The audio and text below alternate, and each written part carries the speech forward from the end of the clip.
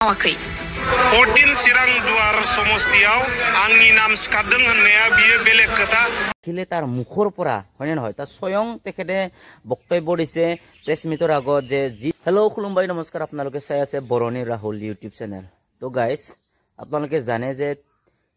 सांग्रां ब्रह्म डांगरिया चिरां दुवार समस्तिर परा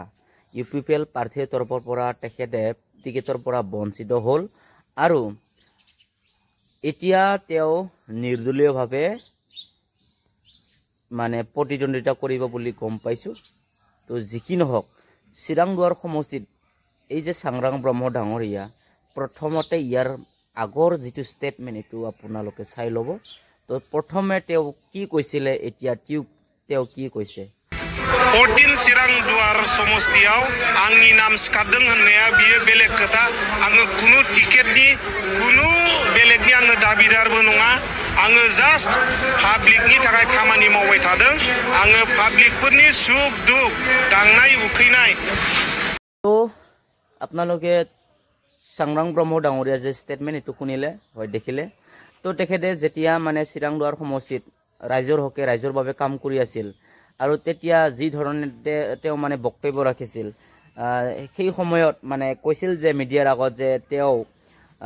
পাৰ্টিৰ হকে বা ৰাইজৰ হকে কাম কৰিছে কিন্তু তেও টিকেটৰ দাবিদাৰো নহয় আৰু টিকেট অহাটো নিবিচাৰে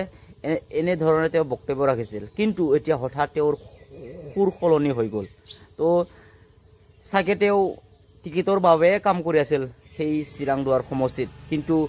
সেই সময়ৰ যি পৰিস্থিতি এই পৰিস্থিতিক লৈ পেলাই তেখেতে টিকেটৰ বাবে মই কাম কৰা নাই মই পাব্লিক বা ৰাইজৰ বাবেহে কাম কৰি আছো টিকেটৰ দাবিদাৰো নহয় এনে ধৰণৰ ষ্টেটমেন্ট ৰাখিছিল কিন্তু এতিয়া আপোনালোকে দেখিবলৈ পাইছে যে তেখেতে চিৰাং দুৱাৰ সমষ্টি ৰাইজৰ হকে থিয় হ'ব আৰু চিৰাং দুৱাৰ সমষ্টি তেও নিৰ্দলীয়ভাৱে প্ৰতিদ্বন্দ্বিতা আগবঢ়াব বুলি তেখেতৰ যি প্ৰেছ মিট এই প্ৰেছ মিটৰ পৰা আমি গম পাইছো তো আৰু আপোনালোকে গম পাই যে তেখেতে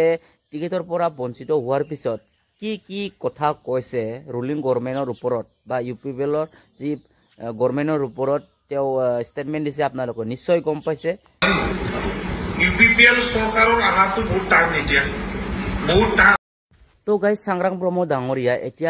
এতিয়া যি মানে খুৰ খলাইছে মানে যি ধৰণে বক্তব্য ৰাখিছে তেতিয়া আপোনালোকে গম পাইছে যে যদিহে তেও টিকেট পালেহেঁতেন তেতিয়া হলে তেও 100% ইউপিপিএল চৰকাৰ আহিলহেঁতেন এনেকুৱা ষ্টেটমেন্ট ৰাখিলহেঁতেন কিন্তু এতিয়া যেতিয়া টিকেটৰ পৰা বঞ্চিত হোৱাৰ পিছত লগে লগে তেখেতে কি ক'লে তেখেতে ৰুলিং গভৰ্ণমেণ্টৰ ওপৰত যি ধৰণে বকিছে আপোনালোকে অকণমান দেখাব লৈছো মই যিটো কাৰ্যকলাপ হৈ আছে যিটো জংগল ধ্বংস কৰিলে যেনেকুৱা ষ্টাইলত আপোনাৰ ৰিক্ৰুটমেণ্ট তো হলে নিজৰ ছোৱালীক দিয়া মই আকৌ কৈছো নিজৰ ছোৱালীক দিয়া নিজ কন্যাক দিয়া তেতিয়াহ'লে আমাৰ ৰাইজৰ কি মূল্য আছে আমাৰ ৰাইজক মূল্য দিব লাগিছিল আমাৰ ৰাইজক মূল্যই দিয়া নাই মানে নিজৰ ছোৱালীক চাকৰি দিছে ইয়াৰ কাৰণে মই যেটো দেখিবলৈ পাইছো ইউপিপিএল চৰকাৰৰ আহাটো বহুত টান আছে তো গাইজ এতিয়া আপোনালোকে দেখিলে তাৰ মুখৰ পৰা হয়নে নহয় তা স্বয়ং তেখেতে বক্তব্য দিছে প্ৰেছ মিটৰ আগত যে যি ধৰণে এই জুৱা যিখিনি মানে ৰিক্ৰুটমেণ্ট হৈ গ'ল ইয়াৰ ওপৰত তেখেতে বক্তব্য ৰাখিছে মই কোৱা কথা নহয় স্বয়ং তেখেতে কথা কৈছে যে যি কেলেংকাৰী হৈছে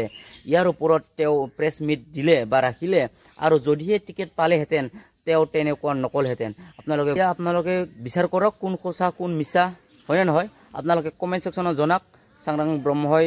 কোৱাটো ভাল হৈছে নে বেয়া হৈছে এটা আপোনালোকে নিজৰ মতামত কমেণ্ট ছেকশ্যনত জনাওক ধন্যবাদ